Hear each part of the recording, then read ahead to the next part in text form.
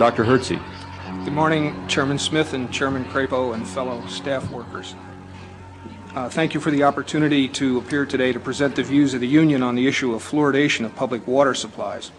Our union represents the staff, scientists, lawyers, and others who analyze hazard, exposure, and economic data and advise management how to use them in public health protection.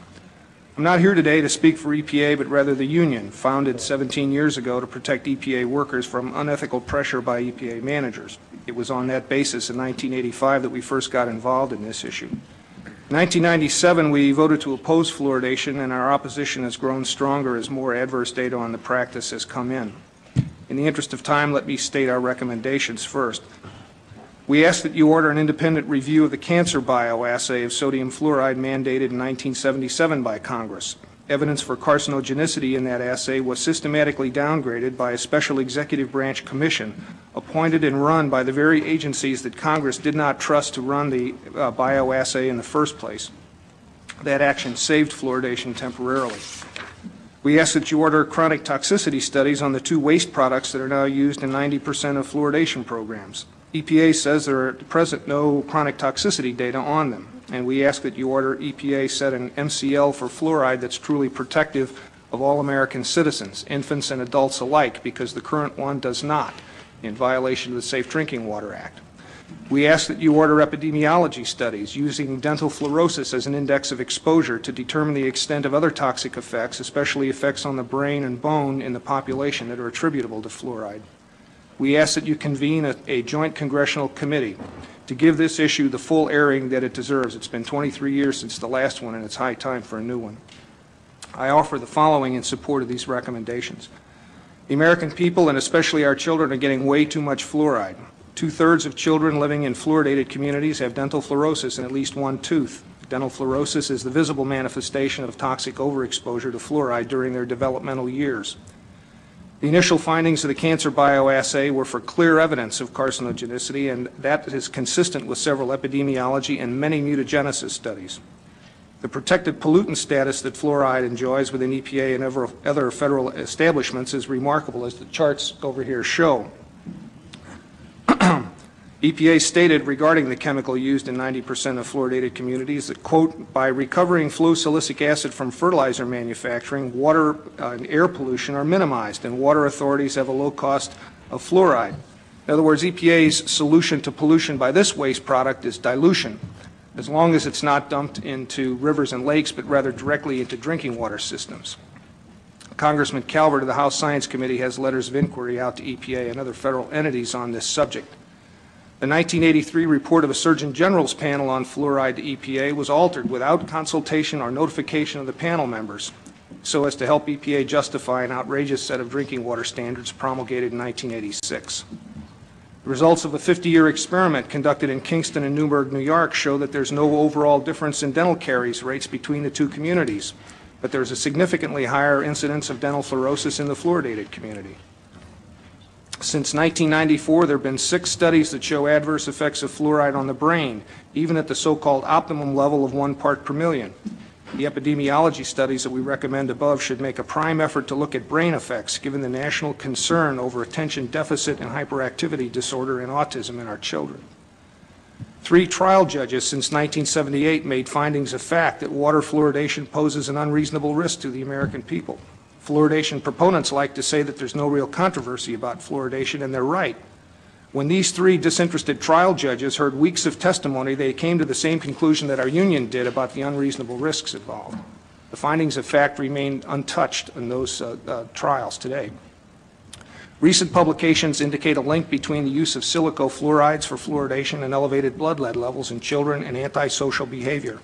And leading dental researchers are changing their views on the safety and efficacy of fluoridation.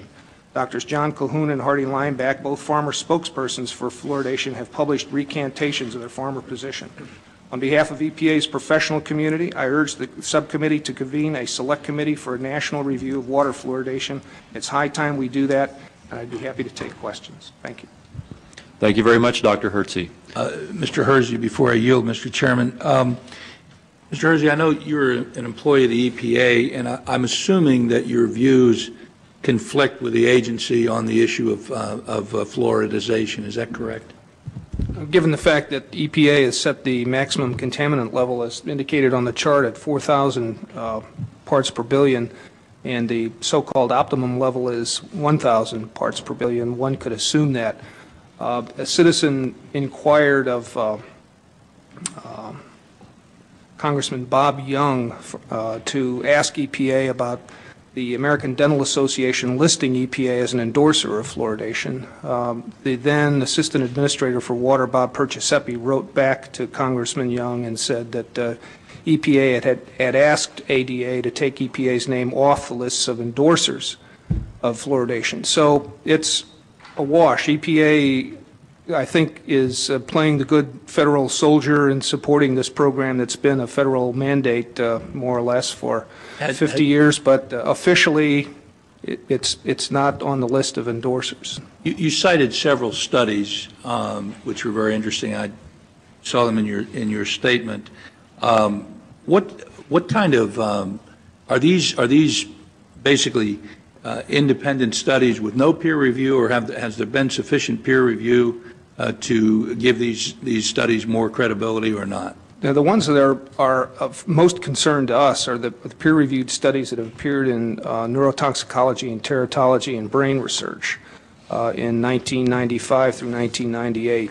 The work of Phyllis Mullinex, for instance, indicated that when rats were dosed, pregnant dams were dosed with fluoride, that would result in serum levels in the brain of the pregnant dams that mimic serum levels in human beings drinking water at that maximum contaminant level.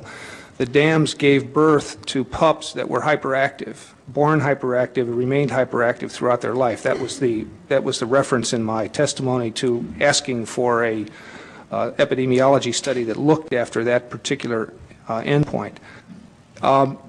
Also in that same journal in 1998, a group of Chinese workers published the results of some research in which they gave basically the same doses that the Mullinex group did, and indicated that there was a depletion of certain critical chemicals in the brain, basically lipids that constitute the neuronal membrane that could explain on a mechanistic basis the outcome of the Mullinex study. Then in brain research in 1998, a group of researchers which included an EPA scientist found that at 1 part per million, sodium fluoride resulted in changes in the cerebrovasculature in the test animals and also kidney damage. Mr. Olson, do you share the concerns expressed by Dr. Hirzy on fluoride?